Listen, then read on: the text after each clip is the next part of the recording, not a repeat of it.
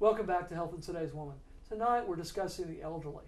Now I mentioned at the end of the last thing we were going to discuss medications, but interestingly enough at the break there was such a discussion about falls amongst all of us who are here that I think it's important that Dr. Ramesh wanted to bring up a couple of other issues. We want to make sure we get to those first because they're so important. One of the things that we were discussing was the whole idea of prevention. Because a lot of people we were discussing it a minute ago, trying to do some things for prevention. How do you address the prevention issue? For prevention, it's a multifactorial intervention. We start with any patient who comes to the office, elderly patient beyond 65. We ask them, have you had any falls in the last year? Right. If it is their annual assessment, and if they say no, then we do not really go further. But if they say yes, then we have to go further into a complete battery of history taking, physical exam, in addition to what we normally do. Right. With paying close attention to certain details. Most important things being the medications that they are on, and their circumstance of the fall, what type of footwear were they wearing. Thin soles are supposed to be helpful rather than the thicker soles, and high-heeled shoes, they increase your risk for falls. And we also take history about any cardiovascular history, and whether they were turning their neck up, or those things can cause carotid hypersensitivity. That's a condition that clue for the physician to look further. And we also do something called balance and mobility assessment. It's a simple test. We ask them to get up from where they are sitting. Typically, it's an armless chair. So we ask them to get up from the seated position and walk about 10 feet, come back and sit down. During that time, we can make a lot of impression about their gait, their stance, and it gives the physician a lot of clue about what to look for. This is such a huge topic, and it's a huge issue in the elderly. I want to move a little bit on to a little bit about medications, though, because medications has a big part in this also.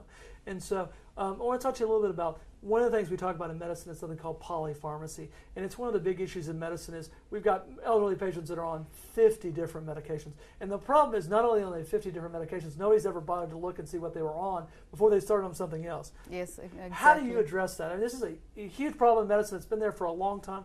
I want to hear your comments on that. I mean, at least once a year we make sure that they bring all their medications. And we try to keep a good communication between the specialist and the primary care physician. In terms of sharing our medical information, and having electronic medical system helps us quite a bit. But again, the patients could be taking a lot of over-the-counter medications or expired medications. So when they bring all their medicines in for us to review, we can identify a lot of problems. And we try to minimize, keep the minimum effective dose, and try not to start for every new symptom a new medication. So these are some of the ways that we try to cut back on polypharmacy. That's one of the major issues now with the American Geriatric Society in fall prevention. Cut back on meds and Tai Chi. Those are the new slogan. Tai Chi is the balance exercise program that is highly endorsed by the new fall prevention intervention. So polypharmacy overlaps between with the fall as well as other medication errors and many other serious things that we see in a patient. For example, they could be on multiple blood pressure medications, and we don't know whether they are compliant with them or not. Sometimes they may not be taking them appropriately, like levothyroxine they're supposed to take on an empty stomach. If they're not doing that, we go by the lab number, and then we keep increasing the dosage, which could result in side effects. Interesting. Now, levothyroxine, some people know, is a thyroid medication. And I have to tell you that we're very lucky at the clinic to have such great doctors as Dr. Ramesh, because she really does, and I know from personal experience, a very good job of going through all these medications. And I have to tell you, we're very lucky to have her, and we all know it. But it also helps that the clinic has a good communication system, which allows us to communicate with her as well as her to communicate with us. And I think that's something that's important. And one of the things that you do mention is patients making sure they're taking their medications properly and at the right times. I want to kind of come to this because I think this is very important. These are a couple of things that we have that are possible options. As patients get older, they sometimes forget don't know what medications they're supposed to take, when they're supposed to take them. They can mix medications.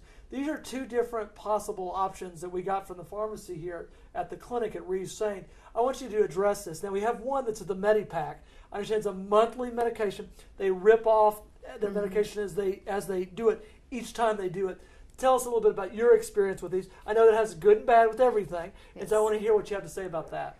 Medipack is good. It ensures compliance in the sense that at least we know that their medications are being delivered to them and taken at appropriate timings.